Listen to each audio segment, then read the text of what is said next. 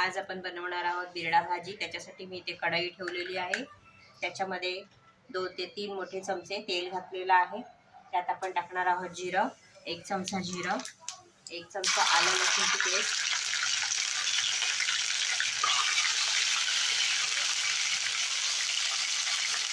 थोडंसं हिंग व्यवस्थित परतून घ्यायचं आहे। त्यातच टाकणार आहोत आपण 1 मोठा कांदा बारीक चिरलेला।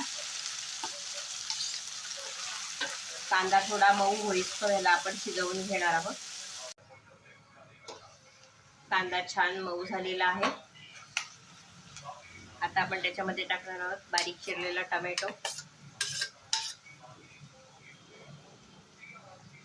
तोही छान मिक्स करून घ्यायचा आहे।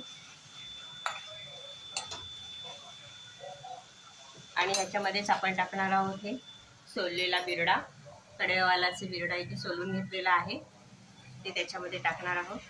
ह्याचा कच्चा वास जाईपर्यंत किंवा ह्याचा कच्चा पण जाईपर्यंत आपण ह्याला 5 ते 7 मिनिटं शिजवून घेणार आहोत मध्यम आचेवर।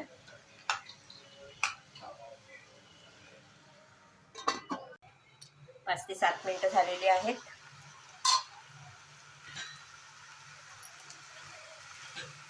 वाल आपले छान शिजलेले आहेत। आपण ह्याच्यामध्ये आता मसाले टाकून घेणार आहोत। त्याच्यासाठी मी ते टाकते 1 छोटा चमचा हळद, 1 छोटा चमचा गरम मसाला,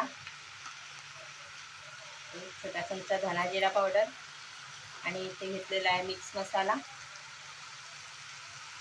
आवडीप्रमाणे मसाले वापरू शकता। छान मिक्स करून घ्यायचे आहे।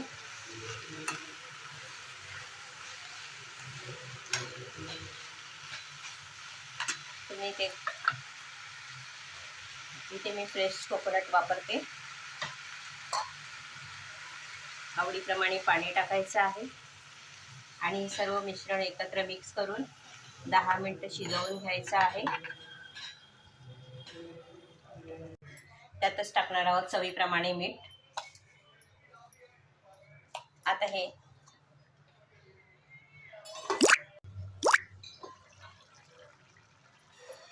भाजी जास्त ढवळायची नसते।